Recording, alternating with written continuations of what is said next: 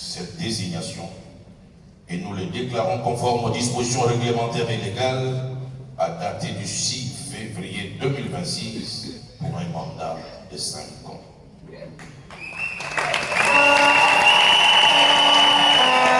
En foi et foi, ce procès-verbal a été établi en 6 exemplaires pour la présidence de la République, un pour le Parlement assemblé, un pour le Sénat, un pour la primature, un pour le ministère ayant dans ses attributions le culte, un pour les cours et tribunaux, un pour les ambassades accréditées en République démocratique du Congo, un pour le classement national de l'Église du Réveil du Congo et un pour la plateforme de confession religieuse.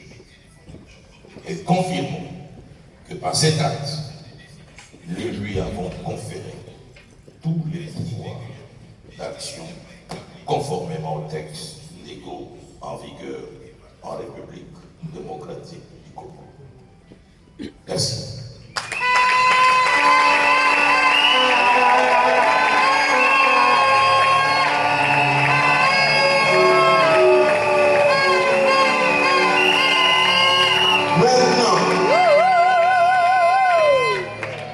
Nous allons pouvoir remettre en signe d'acte d'investiture à son éminence, l'archevêque président, représentant légal de Guinée du Congo.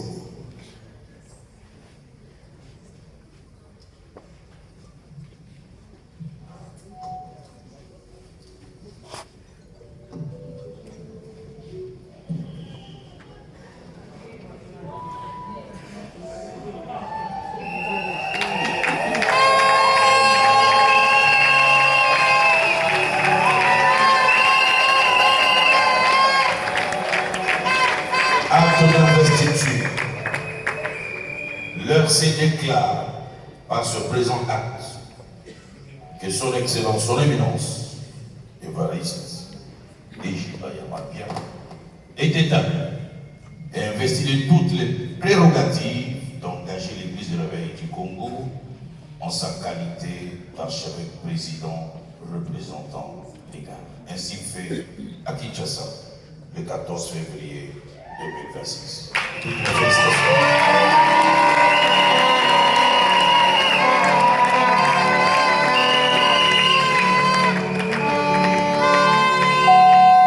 Parce que tous les actes qui devront être accomplis reçoivent une seule signature et un seul sceau. Nous voudrons encore que le président puisse remettre ce sceau au président. Ainsi établi.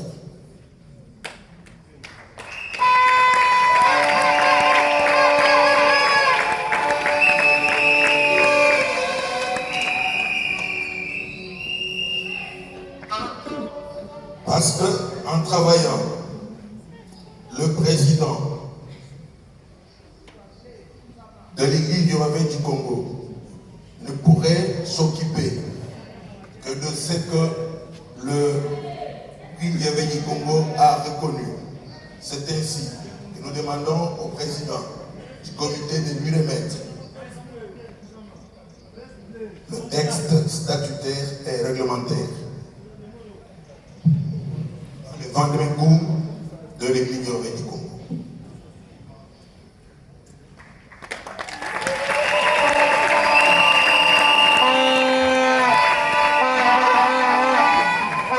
Ainsi établi, l'archevêque président, représentant légal de l'Église du Réveil du Congo, a en charge l'exécutif, c'est-à-dire les gouvernements de l'Église du Réveil au quotidien.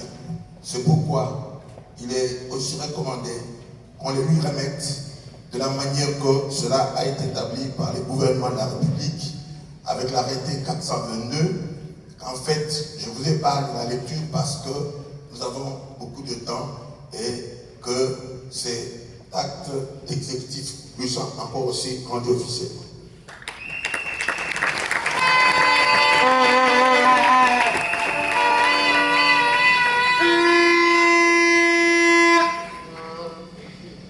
Au sein de l'Église du Réveil du Congo, une seule autorité gouverne.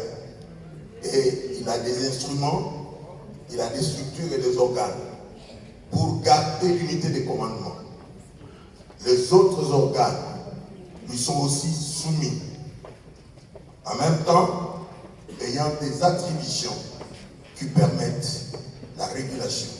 C'est ainsi que les dispositions du Conseil de sages et tout ce qui se trouve être comme le texte de régulation, de contrôle d'éjection sont dans ce texte et nous vous demandons encore de pouvoir le remettre.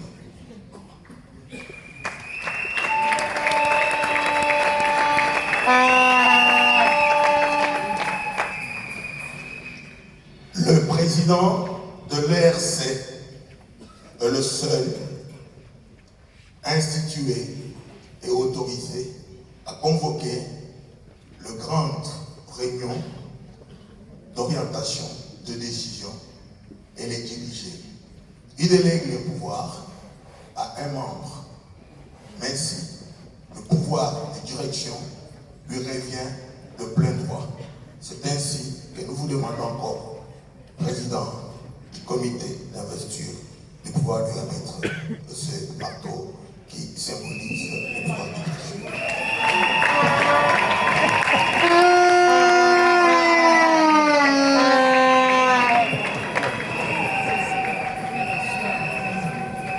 L'église de Réveil a un emblème. Et cet emblème, c'est ça, notre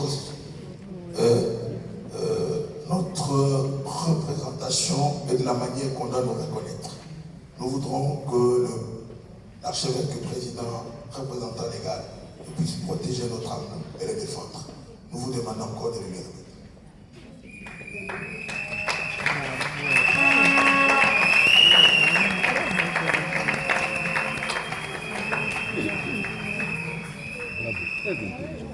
L'église du Réveil du Congo est dirigée par des hommes qui sont établis conformément à la parole de Dieu. Le service de guérison par l'onction du est assez recommandable et reconnu. C'est pourquoi, en signe de savoir très bien que la Sainte Seine et l'exercice de guérison devront être appliqués. Nous allons remettre aussi au président ces deux signes, notamment la coupe et l'huile d'olive pour constituer le pouvoir de sa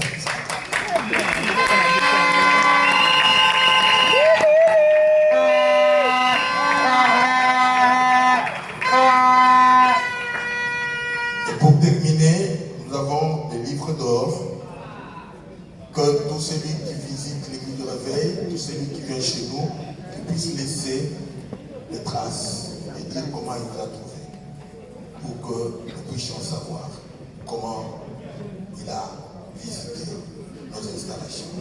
Nous voudrons vous demander encore de pouvoir lui remettre ces livres d'or.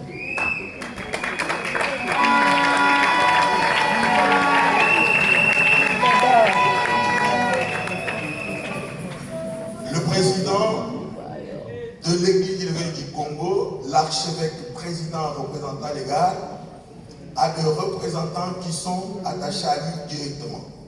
J'invite les 26 représentants des provinces qui sont là. Venez vite pour se tenir là derrière avant que le président puisse terminer son acte. Les 26 provinces.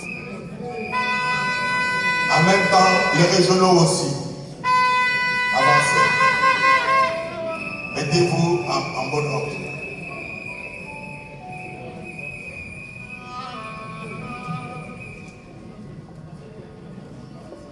Maintenant, en votre qualité de président du comité d'investiture, nous voudrons vous demander de le faire au nom de l'Église du Réveil, que les institutions, disons, les organes de l'Église du Réveil, ainsi représentés jusqu'à la base, l'exécutif, les régionaux et les provinciaux qui sont ici peuvent, à partir d'aujourd'hui, savoir très bien que vous avez toutes les prérogatives d'instruire, d'engager, de réformer. Et c'est ainsi que, au nom du Conseil des sages et du comité, je demande au président de vous donner votre acte d'engagement.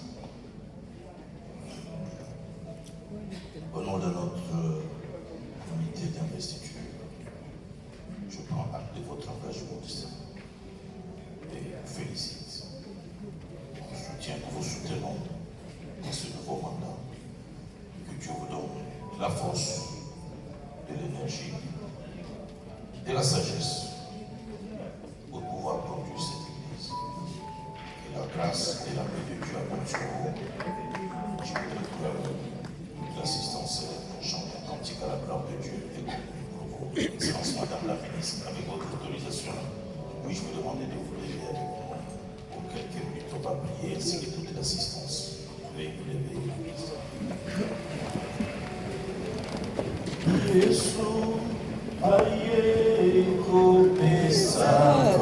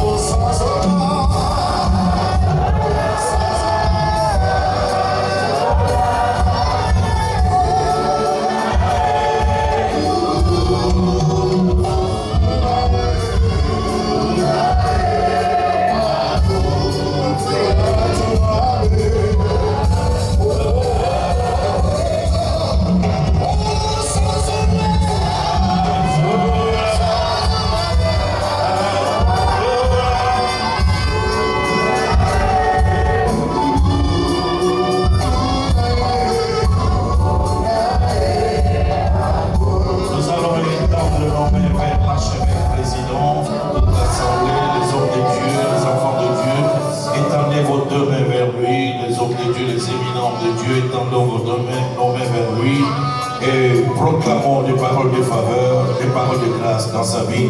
Je veux qu'un tonnerre de prières s'élève en ces lieux. Proclamez, déclarez les choses, prophétisez sur lui. Allez-y, prions tous ensemble.